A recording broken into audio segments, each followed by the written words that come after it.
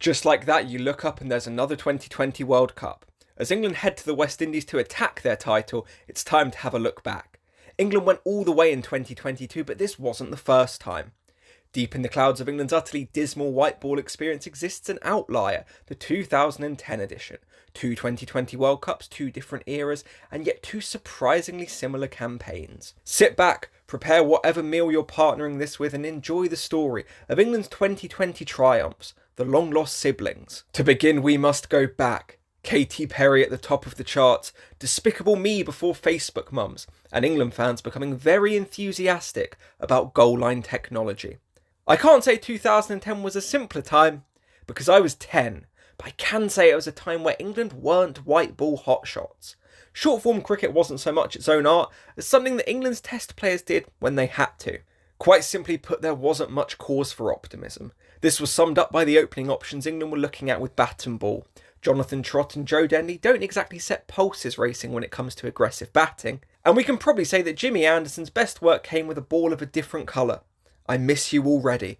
At the top of this was one man you might recognise from the Trent Rockets, the formidable Andy Flower. Yes, the same Andy Flower in charge of the Test team, and yes, the same Andy Flower in charge of the ODI team, and you get the idea. Fast forward, we have TikTok. Everyone has a mullet. Kate Bush is number one. 2022 had a distinct vibe. Coaching and captaincy roles were split. England's year subsisted off a healthy diet of 2020 cricket, and England went into the World Cup as one of the favourites. And yet, there was a question mark over who would open the batting, and plenty of scepticism over the quality of the bowling attack. Sound familiar? See, England were looking for the trophy that had eluded them. After just missing out in 2016, it looked like 2021 could be the year. England went into the tournament in good shape and looked rampant at times in the group stage. And then on the fateful day of the 10th of November, it all got very messy. The batting lineup stuttered and the bowling fell apart. New Zealand knocked them out and there was a healthy amount of concern. If a well-oiled machine couldn't do it, then what could? Where England's victories find common ground is their willingness to make big changes on the eve of the tournament. Denley and Trott were out, Lum and Keyswetter were in. There was no room for Roy, and with Bairstow sidelined, Alex Hales was called in from the cold.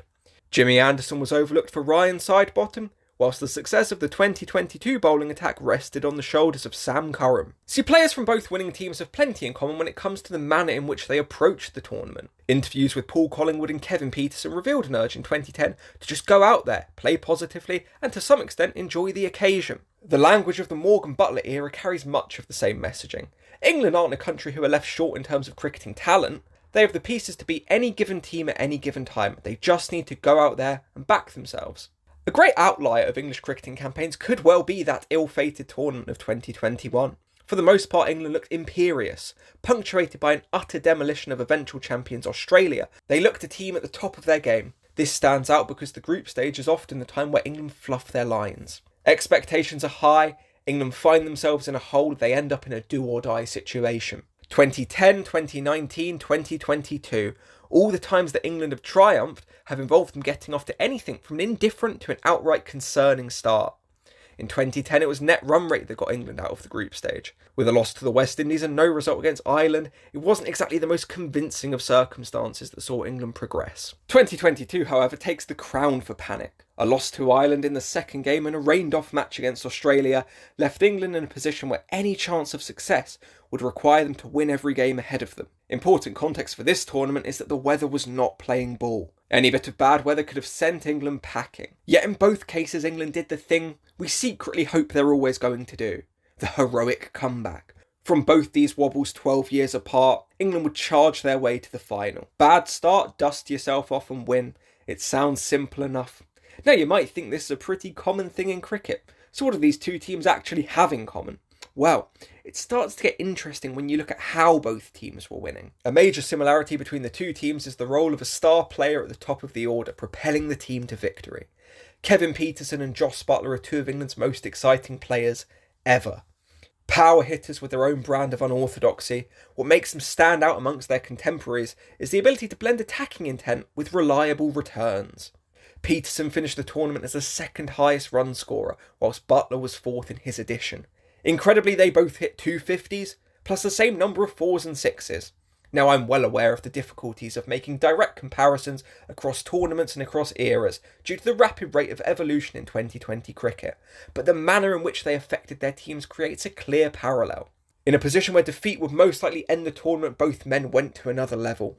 Both semi-finals feature the not-out score, with the 2022 clash against India going down as one of England's most striking 2020 wins. Jos Buttler and Alex Hales chased down 168 in just 16 overs, with Buttler ending the match on a huge six. Another quirk of both campaigns was the role played by a left-arm quick, Ryan Sidebottom and Sam Curran. Not players you'd necessarily jump to compare, but who managed to bring the same merits to their teams. A common trend international cricket has is the left armer who causes problems with their angle of delivery, but what these two have in common is the areas they bowled to.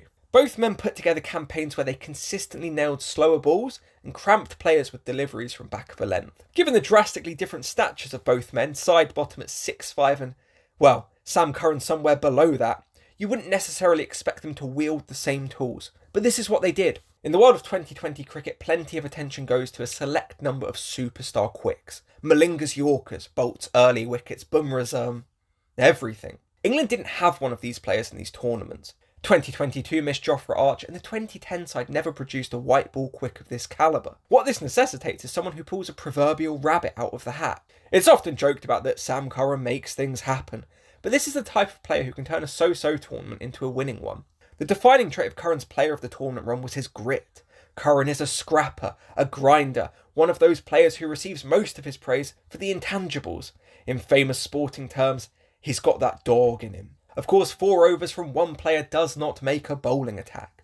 A point of similarity across both teams, and a green flag in winning white ball sides, is the clarity of roles afforded to bowlers. Some teams operate on more of a vibes basis. Have a good over? Well, here's another. Bad over? Take a breather. Both winning England sides used their bowlers in very well set roles. It was clear who took the new ball, who had to keep it tight in the middle overs, who bowled out the death overs. What a gap of 12 years highlights is one of 2020's most famous aspects, the concept of matchups. To some the term is reviled, cricket being played on pitches, not spreadsheets. But to others, this is one of the best ways to outsmart the opposition.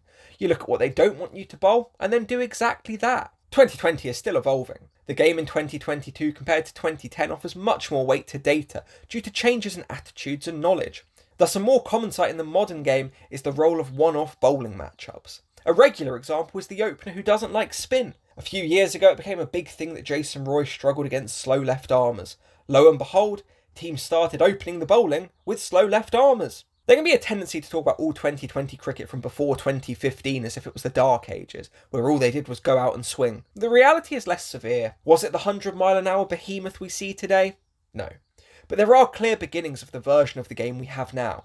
And to what we can owe plenty of this evolution is none other than everyone's favourite perpetual tournament, the IPL. It's not an exaggeration to say that plenty of 2020 discourse and debate happens through the lens of the IPL. It's seen as the mark of a player making it, one of the final tests a player must pass to reach the upper echelon. Quite simply, this hasn't always been the case. In 2010, England treated the IPL with distrust and dislike, keeping their players away where they could. In 2024, England treat the IPL with distrust and dislike, but their players play a major role in it. Jos Buttler is the men's white ball captain. He's also been the face of the Rajasthan Royals for the last half a decade. Instead of fearing the control they could lose over players, England have looked for the positives in the way the IPL can help the players improve. Players go to the IPL where they're tested by different conditions, apart from when they're scoring about 270 every match, and it's allowed them to refine their 2020 skill set. Is it an entirely happy marriage? No. Is it a marriage any worse than many out there? Certainly not. So guys, what have we learned today? Well, England will probably only do well if it first looks like it's gone to pot, apart from 2023. We don't talk about 2023. But the real lesson here is that whilst 2020 has rapidly changed in terms of being a unique product, there are some simple truths that stand the test of time. Have a superstar at the top of the order who can win games with the bat, but maybe just as importantly, have a bowling attack that understand the conditions and understand the role they're being asked to perform. In short, clarity is key. Muddled teams rarely win in cricket, and 2020 is no different.